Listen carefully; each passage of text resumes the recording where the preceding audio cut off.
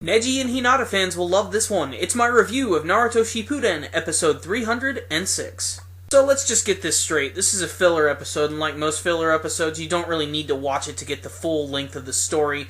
However, compared to what we just got with the Sound 4, this was a much better filler in my opinion, and it was all contained within one episode, which made it a little bit easier to swallow and a little bit more easier to accept.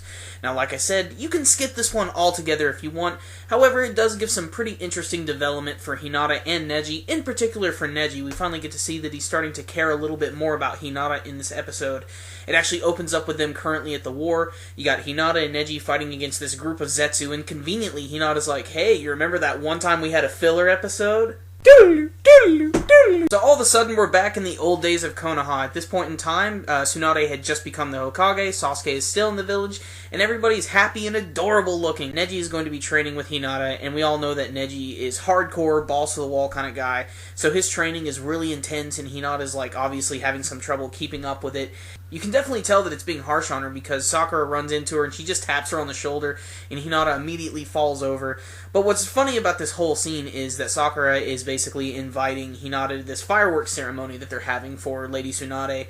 And the reason she's doing this is because she wants to sneak Sasuke out of the hospital so that she can be with Sasuke and so that she can force Hinata upon Naruto. And upon hearing this, Hinata immediately flips out and she starts running all over the place and starts to run away. And then she realizes, wait a minute, this is good, and runs back. And she runs back in this really hilarious irregular pattern, which is just very, very funny. And obviously she's really excited. She gets to go to the fireworks festival. However, we get some bad luck during their training, which starts to get really intense. Hinata actually passes out, and apparently it has something to do with her Byakugan eyes being way too strained, and she's basically going to have to rest for a very long time. What we have here now is a conundrum. We have the classic, and the prom's tomorrow scenario. Basically what's going on here is Hinata has these bandages around her eyes because they need to heal and rest up, and Neji wants her to see this fireworks festival. And it's funny because at first it seems like Neji doesn't really care. He has the scene where he runs into Naruto and Sakura and he tells them about what's going on and he's like, I don't really give a crap, whatever. But then they eventually find out he does really care, and there is this one scene that I thought was really, really well done where you get to see Hinata's just sort of walking around her house by herself. She still has the bandages over her eyes, and she has to touch the walls and everywhere to get everywhere, and she has to sit down and get her something to drink, and the whole time Neji is there, but he never says anything, and he's helping her out the whole time. Like when she sits down to have some tea, he pushes the kettle over to her very slowly so she's able to get it, and then she even asks, is someone there? And the whole time he's not there. It is actually a pretty touching scene in the way that it's done with the sunset setting and everything. It is kind of emotional.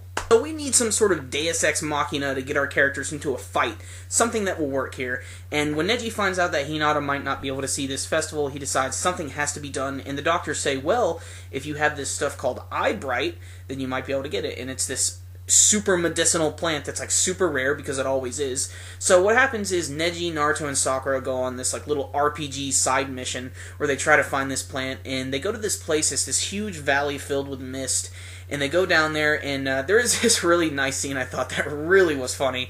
Naruto ties this red rope to him and Sakura, and he's calling it the red string of destiny, which is I believe something to do with Japanese culture where two people, when they love each other, they're connected by a red string. But what's funny about this scene is, like I said, he ties himself to Sakura, and they're both tied together, and he just jumps down into this gorge, not even giving a shit. When they get to the bottom, there are these weird hostels, which I'm not really sure what's going on here.